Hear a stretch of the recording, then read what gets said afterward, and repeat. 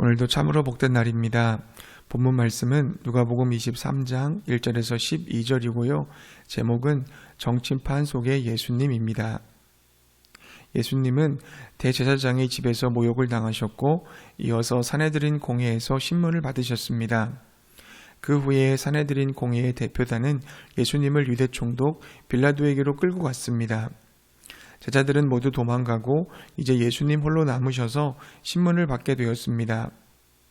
빌라도는 예수님을 무죄라고 생각하고 유대 지도자들의 압박을 피해 헤롯에게 판결권을 넘겼습니다. 헤롯은 예수님을 신문하다가 자신이 원하는 것을 얻지 못하자 다시 빌라도에게 예수님을 보냈습니다. 이러한 과정 속에서 종교 지도자들과 헤롯과 빌라도가 예수님을 어떻게 대했는지 드러나고 있습니다. 그들은 모두 예수님을 믿지 않는 자들이었기 때문에 예수님을 함부로 대했습니다.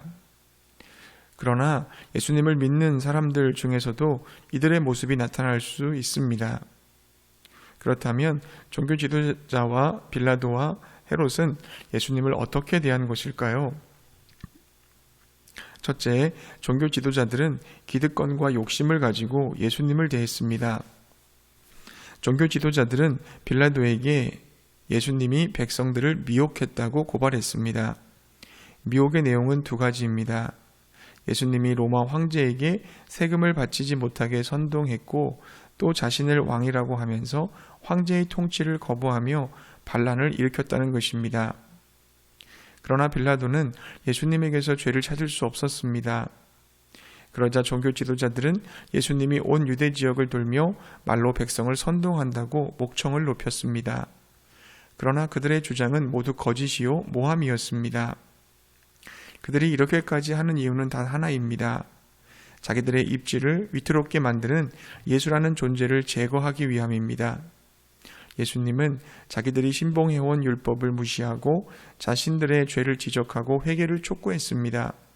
이러다가 그들의 기득권을 다 빼앗길 수도 있겠다고 생각한 것입니다. 지금까지 자신들의 욕심을 만족시켜준 부와 명예를 모두 잃을지도 모른다는 위기감이 들었습니다. 그래서 예수님을 죽이려 한 것입니다. 사랑하는 여러분, 예수님을 믿는다는 것은 나의 기득권과 욕심을 내려놓겠다는 뜻입니다. 이제 예수님의 주권, 예수님의 의지를 따라 살아야 하는 것입니다. 그럼에도 불구하고 여전히 나의 신앙 지식과 경험을 앞세우며 기득권과 욕심을 내세우려 하지 않았습니까? 예수님을 바라보세요. 하나님의 아들이시지만 모든 권리를 내려놓으시고 겸손히 종으로 섬겨주신 예수님의 모습을 기억하시기 바랍니다. 그 예수님을 섬기는 제자라면 우리도 내 기득권과 욕심을 내려놓아야 할 줄로 믿습니다. 둘째, 헤롯은 신기한 체험을 하려고 예수님을 대했습니다. 헤롯은 오래전부터 예수님을 보고 싶어 했습니다. 왜냐하면 예수님에게서 표적을 보기 원했기 때문입니다. 헤롯은 예수님의 정체를 기적 행하는 자로 보고 받았고 자신의 권위를 사용해 호기심이나 욕망을 채우려 했던 것입니다. 아마도 헤롯은 예수님에게 여러 기적을 행해보라고 요청했는지도 모릅니다. 그리고 많은 말들을 쏟아부었습니다. 그러나 예수님은 대답하지 않으셨습니다. 이 모습을 지켜보던 대제사장들과 서기관들은 헤롯을 강하게 압박하기 시작했습니다. 결국 예수님으로부터 아무것도 얻지 못할 것을 한 헤롯은 예수님을 업신여기고 빛나는 옷을 입혀서 조롱하며 빌라도에게 돌려보냈습니다. 사랑하는 성도님들, 우리도 헤롯처럼 진리에는 관심 없고 신기한 현상만 보고 싶어 하지는 않습니까? 주님과의 인격적인 교제보다는 신비로운 체험을 추구하지는 않습니까? 신앙은 신비로운 요소를 가지고 있지만 신비한 것을 추구하지는 않습니다.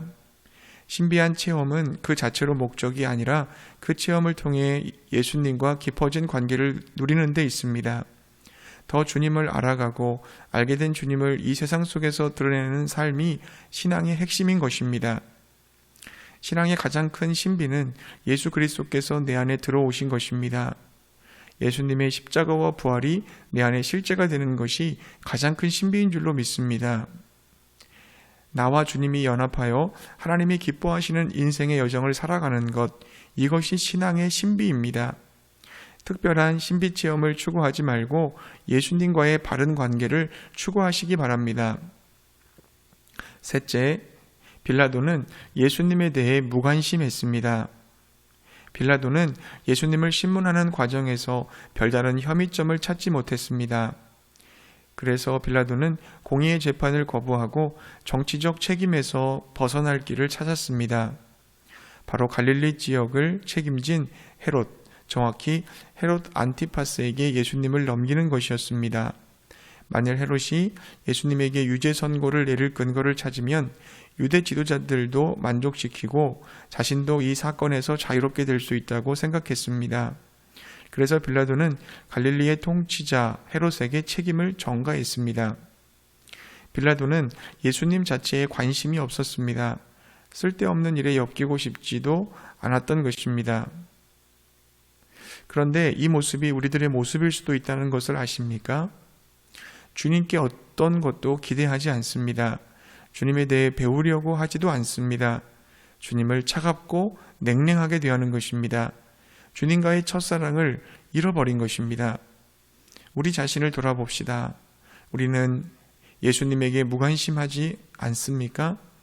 주님이 나를 사랑하셔서 써준 장문의 편지, 성경을 한 번도 제대로 읽어보지 않고 방치하고 있지는 않습니까? 주님과 소통하는 채널인 기도가 막혀 있지 않습니까? 주님이 계속 내게 말씀하시는데 듣지 못하고 세상의 소리에만 귀를 열어놓고 있지는 않습니까? 내 마음의 문을 두드리는 주님의 노크 소리를 애써 외면하고 있지는 않습니까? 예수님을 외롭게 내버려 두지 마십시다. 예수님을 찾고 구하시기 바랍니다. 예수님의 은혜를, 그분의 사랑을 구하시고 그분과 늘 친밀한 사귐을 가지시기 바랍니다. 나의 친구 되시며 나의 도움, 나의 전부가 되시는 주님을 더 가까이 하는 우리 모두가 되시기 바랍니다. 성도는 사탄의 통치에서 하나님의 통치로 옮김받은 자입니다. 참 감사한 일이지만 그 삶이 불신자들과 완전히 다를 것이라고 자부하며 살지는 마십시오.